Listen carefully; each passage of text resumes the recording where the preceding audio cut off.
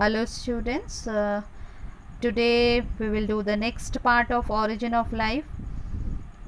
In the previous part you have studied the different theories of origin of life, like the theory of a special creation, theory of a spontaneous generation, theory of biogenesis, experiments done by the Francisco Redi, then Spallanzani and Louis Pasteur, and we were at the theory of this is Haldane and Oparin, that is the modern or Oparin-Haldane theory or abiogenic theory. So we'll start from this theory again, means some part we will revise and then we will study this theory in detail. So abiogenic or theory of biochemical origin or modern or Oparin-Haldane theory, that is known as the chemical evolution of life also. This theory states that life always arises from pre-existing life, but the earliest organisms would have originated abiogenically at some time from some organic or inorganic matter as a result of the action of some external physical forces like electric discharges and cosmic radiation. So far, it is the most accepted theory. The idea of this theory, biochemical origin, was first given by E. Haeckel, but it was first experimentally described by A.I. Oparin and J.B.S. Haldane. So, this theory can be summarized in the following points. What are these points? So, there are total 8 points we will study in this. First, the origin of Earth, that is Big Bang theory. Then the second point is primitive atmosphere. Third, formation of simple and complex molecule. Then fourth, synthesis of complex organic compounds. Then formation of first cell-like structure, that is protobiont. This is the fifth point. Sixth is origin of first living cells. Seventh is origin of photosynthesis and the production of free oxygen. And at last, the origin of eukaryotic cells. So, we will study here this theory, Oparin-Haldane theory, in this 8 points. So, we will start with the first point, that is the origin of Earth, Big Bang theory. It is proposed that the Earth originated about 4,500 million years ago due to a Big Bang in the Sun. That is why it is known as the Big Bang theory. Initially, the Earth was a hot sphere of gases and its temperature was very high. How much high? It is 5,000 to 6,000 degrees Celsius. All the matter was in the gaseous form.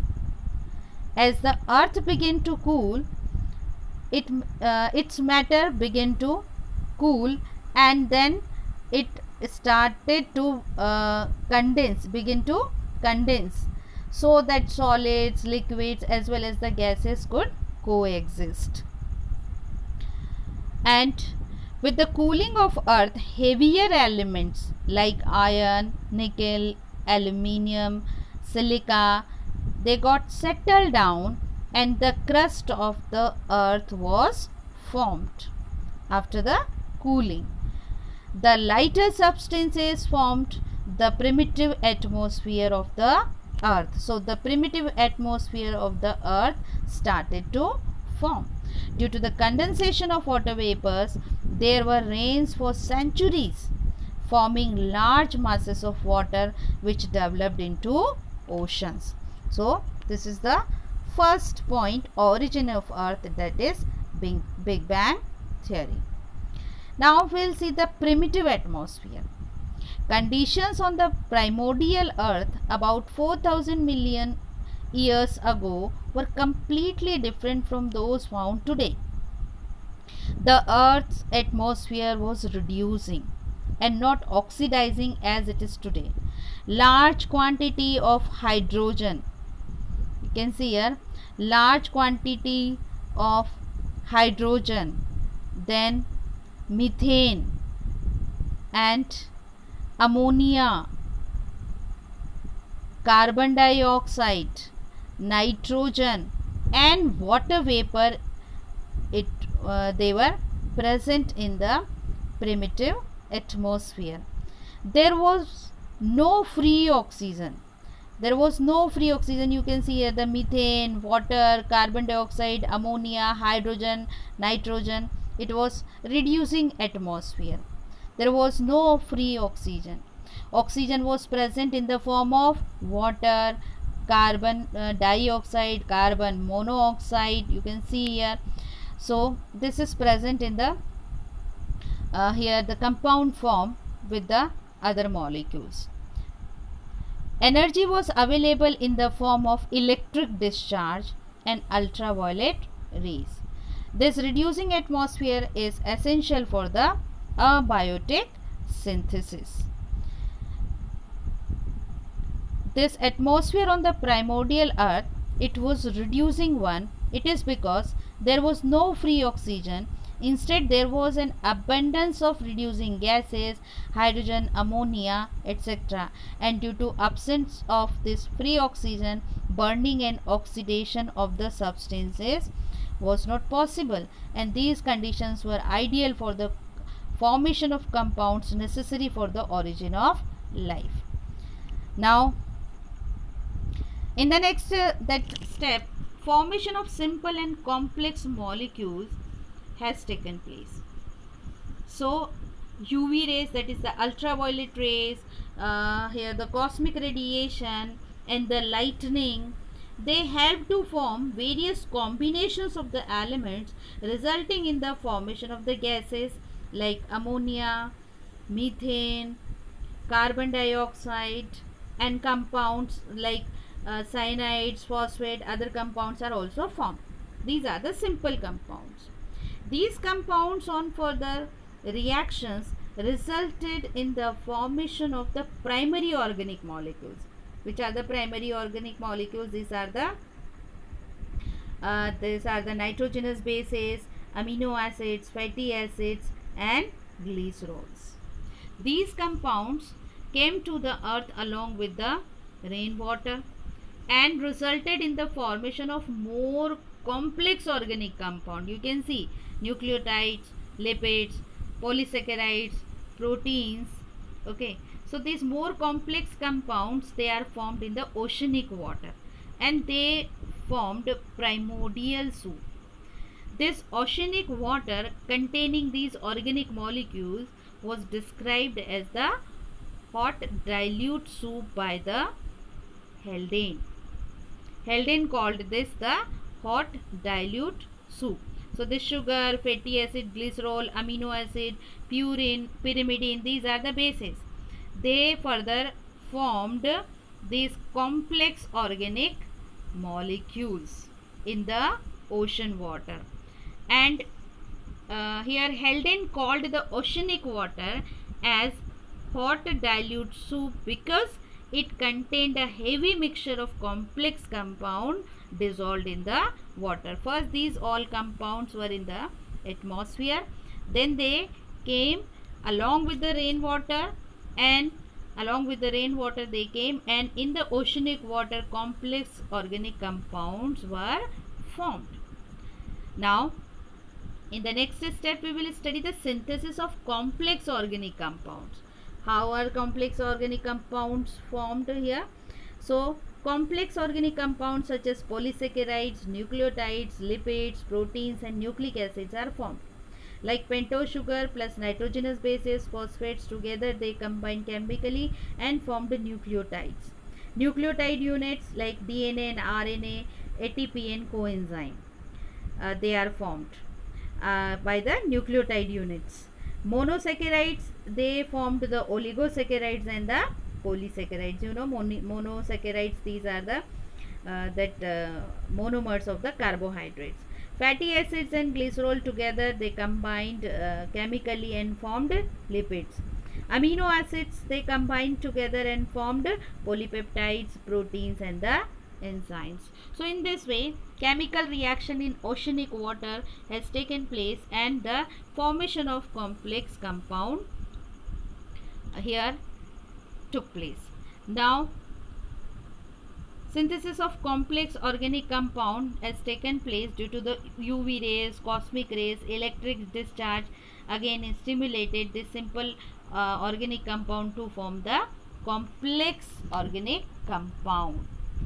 Now, these molecules cannot be formed today in the above said manner because of the presence of microorganisms which degrade them as food. But on primitive earth, as there were no microorganisms, so they were formed. Now next, that point we will study, that is a formation of first cell-like structure, that is known as the protobiont. Primitive earth conditions favored the mutual interaction and association of the molecules. Which molecules? Just now we have discussed that is the these more oligosaccharides, polysaccharide like starch, glycogen, cellulose, fatty acids, amino acids, they formed the protein. So primitive earth conditions, they favored the mutual interaction in these molecules, and association of the molecule has taken place in the hot dilute soup and led to the formation of spherical colloidal aggregations. So organic molecules were concentrated and isolated into protobionts, that is proto-life, first cell-like structure. Under the appropriate condition, a mixture of amino acids, carbohydrates and lipids will spontaneously form a microsphere or coacervates by self-assembly. So these structures, these aggregations represented an open system and exhibited general resemblance to the spherical bacteria, as they had nucleic acids, lipid boundaries, some enzymes also there, and the enzyme like activity was there and ability to divide themselves. So these structures provided first sign of life, and therefore they are called as the protobionts or protocell. There were two types of protobionts, that is coacervates and microsphere. What are the microsphere?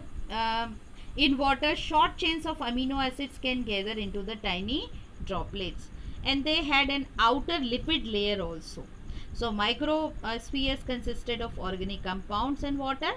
They had an outer layer of lipid, and here the scientist S. Fox was there, who was successful in obtaining this proteinoid microspheres. Microspheres that had chromatophores were the most important from evolutionary point of view. So these were the microspheres. Short chains of amino acids can gather, and then it is surrounded by the outer lipid layer. What were the coacervates? Coacervates composed of the molecules of different types including amino acid, sugar, and they gather into the tiny droplets. So you can see this is the structure of the coacervates. So according to Oparin, the coacervates were a mixture of large protein and polysaccharides with some water. These coacervates did not have any limiting membrane of lipids as we have seen in the microsphere, and they showed a little metabolism due to the absence of nucleic acids. They could not reproduce, and Oparin suggested that if a mixture of large proteins and polysaccharide is shaken, then this coacervates is formed. So understood, children, that fifth step where the formation of first cell-like structure took place. Now in the next step or the next point, we will see the origin of first living cell. And the first living organism was the prokaryote, unicellular, and was anaerobe due to the absence of free oxygen. And here, for energy, it was dependent on the complex organic compounds in the seawater. So it was a chemoheterotroph. Gradually, the nutrients present in water were consumed by this chemoheterotroph, and due to further cooling on the earth, the synthesis of new organic compounds took place in the this formation actually is stopped. So synthesis of new organic compounds in the seawater stopped. Then after what happened? They had to develop the new mode of nutrition, because after obstruction of external food supply to this chemoheterotrophs, they had to develop the new mode of nutrition, and that new mode of nutrition was the chemosynthesis. What is chemosynthesis? Chemosynthesis means the formation of complex organic material and the nutrients from inorganic or simple organic compounds within the cell itself. That is why from heterotroph, when they were dependent, getting the nutrition from the compounds in the ocean water, when it was not available, then from heterotrophs they converted into autotrophs. So this formation of complex compound and nutrients from simple inorganic compounds took place within the cell in itself. That is why they are now known as the chemoautotrophs. For example, sulfur bacteria, nitrifying bacteria and iron bacteria, they belong to this category. So this was the origin of first living cell, that was prokaryote, unicellular and anaerobe. Now we will see the origin of photosynthesis and production of free oxygen. After some time, certain chlorophyll-like pigments were developed, and the organisms which developed such pigments could utilize the sunlight to form the nutrients. So the development of photoautotrophs took place. Photo means light. Photoautotroph. Now at the place of chemoautotrophs, now photoautotrophs. They were utilizing sunlight to form the nutrients, while the chemoautotrophs, they were utilizing the simple inorganic organic compounds. So that was the chemoautotroph. This is photoautotroph. Now the photoautotrophs, they made use of water as a source of hydrogen and liberated free oxygen, and that is why they were called as aerobic photoautotrophs. Understood, children? Because free oxygen was available, so from anaerobic organism they converted into the aerobic one. So they were now the aerobic photoautotrophs. Now development of chlorophyll and liberation of free oxygen were the most important turning points during the whole story of the origin of life. Here we will see that this is the chemical reaction showing the photosynthesis. 6 molecule of CO2, 12 molecule of H2O in the presence of light with the help of chlorophyll. They synthesized the glucose, and liberation of carbon dioxide and water. Liberation of oxygen and water was there. According to recent findings, these photoautotrophs evolved about 3,500 million years ago, and these organisms resembled the present day cyanobacteria blue-green algae. Now we'll see the oxygen revolution, because as free oxygen was available, with the increase in the number of aerobic photoautotrophs, the rate of photosynthesis increased and more oxygen was liberated, first into seawater and then into the atmosphere. In this way, the atmosphere gradually changed from reducing to the oxidizing one, and this introduction of free molecular oxygen brought remarkable changes in the primitive atmospheric condition that we will understand in the oxygen revolution. Photosynthesis and respiration became established as nature's prime balancing mechanisms, because oxygen became a new means of releasing energy by oxidative respiration. You know respiration, that is the breakdown of the glucose with the help of oxygen, and the energy is released. So oxygen became a new means of releasing energy by oxidative respiration, and autotrophs became a source of food for the heterotrophs. Therefore, photosynthesis and respiration became established as nature's prime balancing mechanism. Earth's atmosphere changed to the oxidizing, as previously it was reducing, no free oxygen was available. The process of biodegradation came into existence, and methane and ammonia began to disappear due to their oxidation by the free oxygen. As free oxygen was available, so that oxidized methane and ammonia, and it resulted in the release of carbon dioxide and the nitrogen in the atmosphere. You can see, after the oxidation of methane, carbon dioxide is released, and after the oxidation of ammonia, nitrogen was released into the atmosphere. It resulted in the release of carbon dioxide and nitrogen in the atmosphere, and further an ozone layer developed. All you have studied about the ozone layer.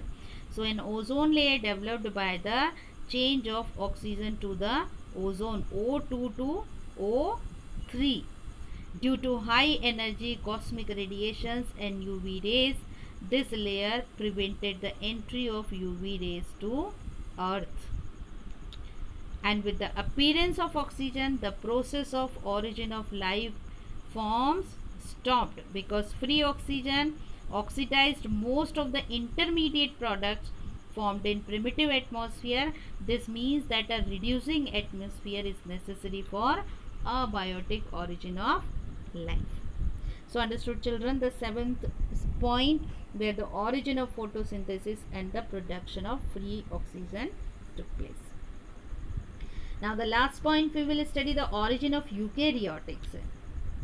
With the liberation of free oxygen in the atmosphere, conditions suitable for aerobic respiration established upon Earth, here presumably about 27 billion years ago. The prokaryotes gradually developed a true nucleus. You know, the prokaryotes, they do not have the nucleus, only genetic material. So prokaryotes gradually developed a true nucleus, mitochondria and other specialized organelles, and thus free living eukaryotic cells like organism originated in the primitive ocean about 15 billion years ago. So these are all the 8 points describing Oparin-Haldane theory for the origin of life. Now some proofs are there given in favor of Oparin-Haldane theory, that is a support of a biogenic or biochemical origin of life.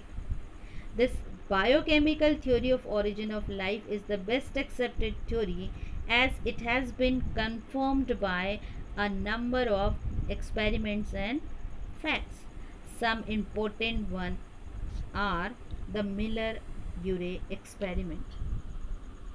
These two scientists, Stanley Miller and Harold C. Urey, in 1952 at Chicago University, successfully synthesized amino acids and some complex compounds in an artificially created primitive atmospheric conditions. So what they did, they created the atmosphere containing hydrogen, primitive methane, ammonia in a flask. Water vapors were allowed to enter in the flask through a side tube. So from here you can see the liquid water is here. From here water vapor is allowed to pass to this flask, and the energy was given by heating the liquids and also by the electric sparks in the gaseous chamber. So this was the source of energy. This experiment was conducted for several days. The turbid liquid which is present in the trap, this is the trap. So the turbid liquid present in the trap, it was analyzed at the end of the experiment. Then Miller and Urey were able to identify here the amino acids like glycine, alanine, and a large number of complex compounds like hydrogen cyanide, adenine, and other nitrogenous bases in the content of the trap. Here it is the trap where after condensation, cooling of the compounds which are formed, after cooling they are accumulated here in the trap, and they found all these compounds, proteins, glycine, alanine, nitrogenous bases here. So such a synthesis in the absence of oxygen and living organism, it was called abiotic synthesis. So yes, you see, free oxygen is not there. Methane, ammonia, water, hydrogen, it was used by them to synthesize all these substances. So this experiment is the strongest proof in the favor of biochemical origin of life. It clearly explains the necessity of a reducing atmosphere for such a biotic synthesis. And this type of synthesis cannot occur in the present day oxidizing atmosphere, because free oxygen would destroy, oxidize most of the intermediate products. Here the oxygen was not there. So understood? This was the artificial system prepared, constructed by Miller and Urey, and they proved the biochemical origin of life, which was given by the scientists Oparin and Haldane. And some experiments were done by Sidney M. Fox also, which is not in your syllabus.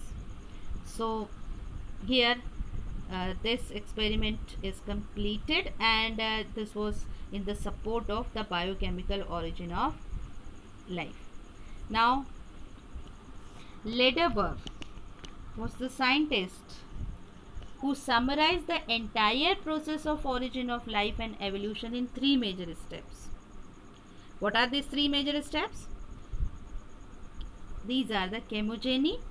In this phase, the chemical evolution took place, resulting in the formation of simple chemicals. That we have studied the simple chemicals when the earth started to cool, and the formation of simple chemicals took place, that is chemogeny. Then next is the biogeny, origin of first living cells. Then cognogeny, that is development of complexity in the form and functions of the living organisms.